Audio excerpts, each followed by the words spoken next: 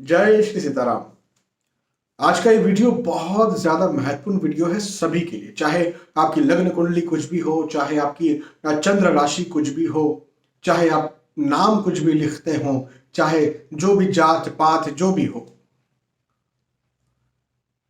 सूर्य और चंद्र, इन दो ग्रहों के बारे में हम बात करेंगे। टेक्निकली आप कह सकते हैं ग्रह नहीं है, लेकिन ज्योतिषी भाषा में इन्हें ग्रह कहा जाता है। तो इन दो ग्रहों के बारे में हम बात करेंगे। चंद्र जो है वो साइकोलॉजी है, कॉन्शियस सबकॉन्शियस माइंड है, थिंकिंग सिस्टम है, विचारधारा है, आपकी सोच है। और सूर्य जो है उन्हें आत्मा भी कहा जाता है, लेकिन साथ ही साथ सूर्य हड्डी है। हड्डी, हमारे शरीर की जो हड्डियां होती है ना, तो सूर्य हड्डियों के कारक है, सूर्य मांसपेशियों के कारक है।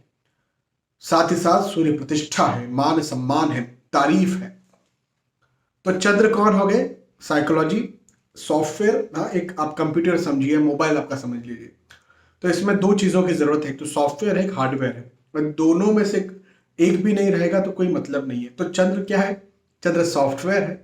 और सूर्य क्या है? सूर्य हार्डवेयर है, हड्डी मांसपेशी, इनके बिना क्या चीज है। और अच्छा, प्रतिष्ठा, मान सम्मान। तो आप इस बात को खुद के ऊपर भी गौर कीजिएगा कि कई बार प्रतिष्ठा, मान सम्मान और तारीफ पाने के पीछे यदि आपसे कोई कहे कि एक समय का खाना आप छोड़ दीजिए, तो आप वो भी छोड़ देंगे।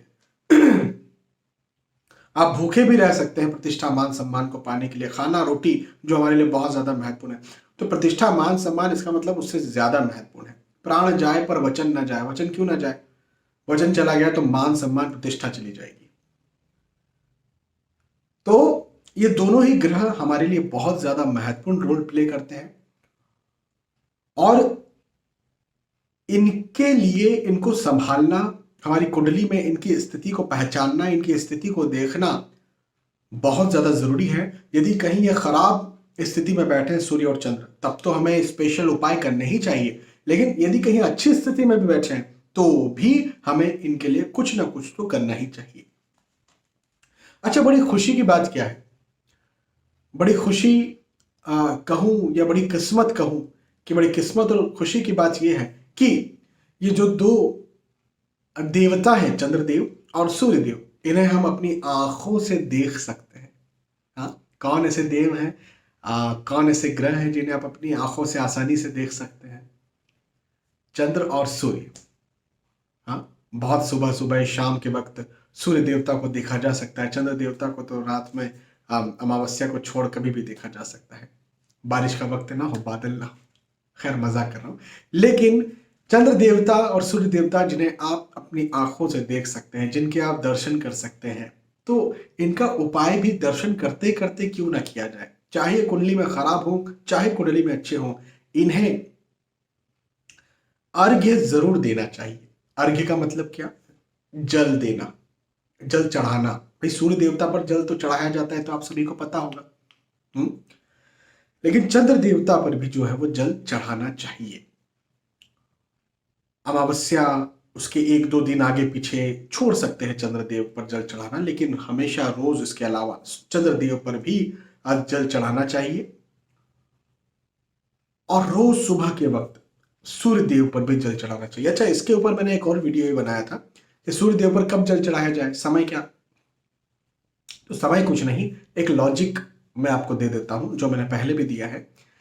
जिस वक्त सूर्य देव को आप अपनी आंखों से आसानी के साथ देख पाए, बिना अपनी आंखों को कष्ट दिए, बिना अपनी पलकें झपकाए, बिना खुद की आंखों को परेशान किए, जब आप सूर्य देवता को आसानी से देख सकते हैं, तो उस समय जो है, और खासतौर पर सुबह के समय, सूर्य देवता को जल चढ़ाना चाहिए।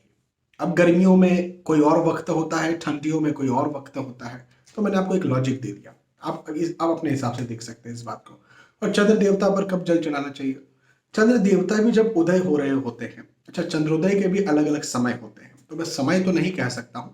आप इस वीडियो की कब देख रहे हैं, किस वर्ष में देख रहे हैं, किस महीने में देख रहे हैं, मुझे नहीं पता। लेकिन चंद्रोदय का जो वक्त होता है, और चंद्र जब उदय होते हैं तो उन्हें बाल चंद्र कहा जाता है, और सूर्य जब उदय होते हैं तो उन्हें भी बाल सूर्य कहा जाता है। तो वो जब उदय हो रहे होते हैं, यदि उस समय आप कहीं इन्हें जल चढ़ाते हैं, तो ये वक्त तो बहुत ही अच्छा है। लेकिन ठीक है, कोई बात नहीं, लाइफस्टाइल कुछ ऐसी हो चुकी है कि उस समय नहीं कर सकते, तो थोड़ी देर बाद भी चंद्रदेव को, तो थोड़ी देर बाद भी जब चंद्रदेव पूरी तरह से निकल आते हैं, रात के 10 बजे 11 बजे भी आप जो है वो चंद्रदेव पर जल चढ़ा सकते हैं। ऐसे करने से क्या होगा? चाहे आपकी कुंडली में चंद्र अच्छे हो, सूर्य अच्छे हो, सूर्य बुरे हो, चंद्र बुरे हो, आपको इनसे रिलेटेड जो भी नेगेटिविटीज हैं वो खत्म होगी, कम होगी। साथ ही साथ इनसे रिलेटेड जो पॉजिटिविटीज हैं वो बढ़ेगी। जैसे जैसे साइकोलॉजी, जो चंद्रदेव की बात करते हैं, तो मानसिक तौर पर चिंता, तनाव, एंजाइटी, डिप्रेशन, संकोच, भय, डर, हाँ, यदि इस प्रकार की कोई स्थिति आती है, अब दिमाग, माइंड शार्प नहीं होता है, उतनी अच्छी तरह से नहीं चलता, डिसीजन मेकिंग पावर उतना अच्छा नहीं हो पा रहा है, सोच समझ उतनी विकसित नहीं हो पा रही है, जो भी साइकोलॉजी, कॉन्शियस सबकॉन्शियस माइंड से रिलेटेड कोई प्रॉब्लम है, याददाश्त उतनी तेज नहीं हो पा रही है, पढ़ाई लिखाई में मन नहीं लग रहा है, मन कहीं भटक रहा है, चंचल हो रहा है, जो भी डिसऑर्डर्स हो सकते हैं हमारे साइकोलॉजिकली दिमाग के, उन सब में जो है वो फायदा देखने को मिलेगा। मन शांत होगा, मन खुश होगा। और सबसे बड़ी बात तो यही है ना कि मन शांत हो, मन खुश हो। एक शराबी भी जो है वो नाले में पड़ा हुआ होता है और गाने गाता है। मैं वो शराबी अच्छा है, मैं ये नहीं कह रहा हूं, मैं बस ये कह रहा हूं कि यदि आप उसे उस व्यक्ति से कंपेयर करें जो गद्दे पर, डल्लम के गद्दे पर एसी में सोता है, लेकिन उसके बाद ही फांसी लगाने की सोचता है और कई बार लगा भी लेता है।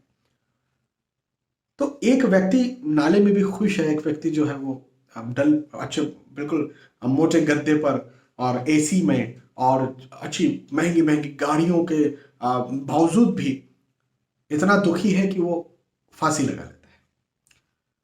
तो ये क्या है? ये साइकोलॉजी। हाँ, तो एक बात ये, तो ये बहुत ज्यादा महत्वपूर्ण है। लेकिन शारीरिक तौर पर स्वास्थ्य भी बहुत ज्यादा जरूरी है। हम्म, भाई, मानसिक तौर पर सुखी आप तभी रह पाएंगे जब शारीरिक तौर पर कोई कष्ट ना हो। मुझे पैर में लग गया, मुझे मुझे सिर में लग गया, मुझे मुझे सिर सिर जो है वो बहुत दुख रहा है, हृदय में किसी प्रकार से पेन हो रहा है, तो जो हार्डवेयर है मेरा, या कहे जो शरीर है मेरा, यदि कहीं वो तकलीफ में होगा, तो क्या मानसिक तौर पर मुझे शांति मिलेगी? तो दोनों ही एक दूसरे से रिलेटेड है। और मानसिक तौर पर जब मैं शांत नहीं रहूंगा, खुश नहीं रहूंगा, तो क्या शारीरिक तौर पर मैं खुश रह पाऊंगा? नहीं, जल्दी थक जाओगे आप। यदि आप मानसिक तौर पर परेशान हो, या कोई काम करना आपको बिल्कुल बहुत खराब लग रहा है, बिल्कुल अच्छा नहीं लग रहा, भले वो कितना आसान काम क्यों ना हो, आप शारीरिक तौर पर बहुत जल्दी थक जाओगे, सचमुच में शारीरिक थकान होगी। तो ये दोनों एक दूसरे से जुड़े हुए हैं। और सबसे पहले नंबर पर मैं मानता हूं स्वास्थ्य। देखिए, जीवन में 3 चीजें मैं बहुत ज्यादा महत्वपूर्ण कहता हूं। पहले है स्वास्थ्य, फिजिकल और मेंटल हेल्थ, इसे मैं सबसे पहले नंबर पर रखता हूं, क्योंकि आने वाली जो 2 चीजें हैं, वो यदि ये ठीक है स्वास्थ्य, तो ही वो भी सही हो पाएगी। तो पहले नंबर पर स्वास्थ्य, दूसरे नंबर पर परिवार। आपका जो परिवार है, आपका जो नियरेस्ट डियरेस्ट है, इनमें आप बहुत अच्छे दोस्तों को भी ले सकते हैं। तो दूसरे नंबर पर परिवार, और तीसरे नंबर पर धन। धन, कई बार आप काम काज करते हैं, नौकरी पैसा, नौकरी व्यवसाय या प्रोफेशन करते हैं, वहां से भी आता है। कई बार पिता, पैतृक संपत्ति जो एंसेस्ट्रल प्रॉपर्टीज होती हैं, वहां से भी आता है। और यदि काम काज से, नौकरी व्यवसाय प्रोफेशन से धन आता है, तो कई बार साथ ही साथ प्रतिष्ठा भी आ जाती है, यदि कहीं आप अच्छे काम कर रहे हैं तो सूर्य प्रतिष्ठा के कारक तो हैं ही, प्रतिष्ठा भी जो है सूर्य देखते हैं। तो यहाँ पर धन की या परिवार की हम बात नहीं कर रहे हैं, लेकिन स्वास्थ्य की बात जरूर कर रहे हैं, मेंटल और फिजिकल हेल्थ। तो सूर्य और चंद्र को ठीक करना, सूर्य और चंद्र के लिए उपाय करना, मानसिक और शारीरिक तौर पर भी कहीं ना कहीं लाभ देता है। तो एक उपाय तो मैंने आपको बता दिया कि भाई जल चढ़ाना चाहिए, शुद्ध जल चढ़ाइए, कुछ मत डालिए। आप कहें मैं कुमकुम डालूं, चावल डालूं, फूल डालूं, कुछ मत डालिए, सामान्य जल चढ़ाइए। अब आपकी कुंडली को देखना पड़ेगा कि दूसरे ग्रहों की स्थितियां कैसे, उस आधार पर मैं आपको ये कह सकता हूं कि इस प्रकार का, इस कलर का फूल डालिए, ये डालिए, वो मैं कह सकता हूं। लेकिन सामान्य तौर पर, सार्वजनिक तौर पर इस वीडियो के माध्यम से मेरे पास आपकी कुंडली नहीं है, तो मैं जल चढ़ाने को तो जरूर कह सकता हूं। इससे तो राहत आपको मिलेगी, फायदा आपको मिलेगा। एक बात ये, दूसरी बात यह है कि चंद्रदेव के सबसे महत्वपूर्ण, सबसे ज्यादा बड़े उपायों में मैं एक उपाय ये भी बताता हूं कि शिव शंकर भगवान पर गाय का कच्चा दूध चढ़ाना रोज सुबह गाय का कच्चा दूध चढ़ाना। गाय का कच्चा दूध नहीं मिल रहा, जल चढ़ाइए, शुद्ध जल चढ़ाइए। भाई भारत में गाय का कच्चा दूध मिलना थोड़ा आसान है, लेकिन भारत के बाहर उतना आसान नहीं है, तो शुद्ध जल ही चढ़ा दीजिए शिवलिंग पर। ओम नमः शिवाय, कितना आसान सा मंत्र है, ओम नमः शिवाय। इस मंत्र का जाप कर लीजिए जल चढ़ाते चढ़ाते। गाय का कच्चा दूध मिले तो बहुत अच्छी बात, वो चढ़ाते चढ़ाते। तो ये चंद्रदेव के बेस्टेस्ट, सबसे अच्छे उपायों में एक उपाय हो जाता है। मछली को चाहे आप तालाब में जाते हैं, नदी में जाते हैं, कुएं में रखते हैं, या फिर आपके पास यदि एक्वेरियम है, तो मछली को चावल, चाहे वो पके हुए चावल हो चाहे वो कच्चे चावल हो, मछली को चावल डालना, चावल देना, चावल खिलाना, ये भी चंद्रदेव का बहुत अच्छा उपाय। अच्छा, चावल के साथ शक्कर यदि हो, यदि बने हुए चावल है, पके हुए चावल है, तो उनके साथ थोड़ी सी शक्कर मिला करके चढ़ा देना और डालना, ये चंद्रदेव के लिए बहुत अच्छा उपाय है। और खास तौर पर रोज रोज नहीं कर सकते तो सोमवार सोमवार यदि किया जाए, और सोमवार सोमवार नहीं कर सकते तो अमावस पूनम किया जाए, हर अमावस्या हर पूर्णिमा। वक्त आप सिलेक्ट कीजिए, जो वक्त चाहें आप, लेकिन अमावस पूर्णिमा का दिन हो या सोमवार का दिन हो, और आप चले जाएं और जो है वो कच्चे चावल के साथ कच्ची शक्कर या फिर चावल शक्कर जो पके हुए होते हैं वो यदि आप देते हैं, तो बहुत अच्छा चंद्रदेव का उपाय है। देखिए, चंद्रदेव मां और मन दोनों को रिप्रेजेंट करते हैं। तो मां की सेवा करना, मां को दुख ना पहुंचाना, या मां समान जो भी स्त्री है आपकी लाइफ में, आपके जीवन में, आपको लगता है कि ये मेरी माता जी के समान है।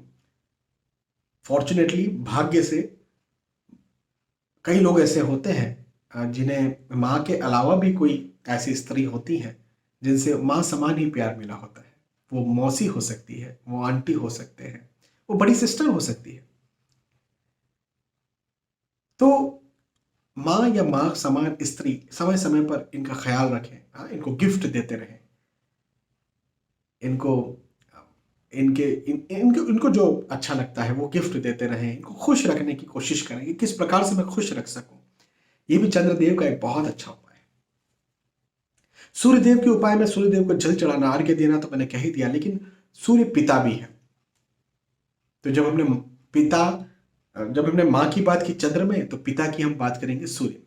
तो पिता की सेवा करना, पिता की इज्जत करना, पिता को खुश रखना, पिता को गिफ्ट देते रहना समय समय पर, खासतौर पर रविवार या महीने की संक्रांति आती है। संक्रांति का मतलब समझते हैं, सूर्य देवता जब राशि परिवर्तन करते हैं वो दिन, तो इन दिनों में पिता को गिफ्ट देना, या पिता समान कोई और है, वो दादाजी हो सकते हैं, वो बड़े भाई हो सकते हैं, वो अंकल हो सकते हैं आपके, या कोई ऐसे पुरुष हो सकते हैं जिन्होंने आपके लिए ऐसा कोई काम किया है जो एक पिता करता है, आप इतनी इज्जत उनकी करते हैं। कई बार गुरु भी हो सकते हैं जिन्हें आप पिता समान मानते हैं। तो उनको समय समय पर खुश करना, उनको समय समय पर गिफ्ट देते रहना, समय समय पर किसी प्रकार से ये प्रयास करते रहना, इस बात में लगे रहना कि कहीं मैं क्या करूं जिससे ये खुश हो। तो ये बात सोचना, ये भी एक बहुत बड़ा, सूर्य देवता का एक बहुत बड़ा उपाय है। गेहूं, ज्वार, मक्का, बाजरा, इनसे बनी हुई कोई भी चीज कहीं किसी गरीब को खिलाना, रोटी खिला देना। अब रोटी है तो सब्जी तो कोई ना कोई सी देंगे, तो लाल कलर की कोई सब्जी, जैसे आलू की सब्जी अधिकतर लाल रंग की बन जाती है, या राजमा हो जाएगा, जो भी लाल रंग का जो भी सब्जी वगैरह हो वो, और साथ में फिर चपाती या रोटी, ये गरीब को खिलाना, खासतौर पर रविवार के दिन या संक्रांति के दिन, ये सूर्य देव के बहुत अच्छे उपायों में से एक है। तो ये यदि उपाय आप करते हैं रेगुलर बेसिस पर, तो कहीं ना कहीं सूर्य और चंद्र आपके अच्छे होते हैं। कोई फर्क नहीं पड़ता कि आपकी लग्न कुंडली में चंद्र और सूर्य मारक है, कारक है, खराब बैठे हुए, या लग्न और चंद्र कुंडली में सूर्य बहुत अच्छे बैठे हुए हैं, तो आप ये उपाय करेंगे तो खराब फल मिलेंगे, अच्छे फल मिलेंगे, इतना मत सोचिए। जो भी है ये उपाय कर लीजिए आप, आपको बहुत इनका लाभ, इनका फायदा देखने को मिलेगा। तो मुझे कहीं ना कहीं ये लगा कि आप सभी के साथ सूर्य और चंद्र, सूर्य पिता है, चंद्र माता है। सूर्य चंद्र जो है उन्हें हम अपनी आंखों से देख सकते हैं, ऐसे देवता है। सूर्य साइकोलॉजी है, चंद्र माफी चाहूंगा, चंद्र साइकोलॉजी है। सूर्य जो है हमारा हार्डवेयर है, हमारी प्रतिष्ठा है, मांस, हार्डवेयर मतलब हमारी हड्डी मांसपेशी है, स्वास्थ्य है। बहुत महत्वपूर्ण है ये दो ग्रह हम सभी के लिए, और इनका ध्यान तो हम सभी को रखना चाहिए। तो ये मैंने आपके साथ कुछ एस्ट्रोलॉजिकली, ज्योतिषीय दृष्टिकोण से बातें साझा करने की कोशिश की। यदि आप तक ये बातें पहुंची हैं, समझ में आपको आई है, तो आप मुझे कमेंट करके बता सकते हैं। नहीं समझ में आई है, नहीं पसंद आई है, तो वो भी मुझे बता सकते हैं। बहुत बहुत धन्यवाद। फिर मिलते हैं आने वाले वीडियोस में, आने वाले एपिसोड्स में। तब तक के लिए आज के इस वीडियो में आपसे विदा चाहता हूँ। जय श्री सीताराम।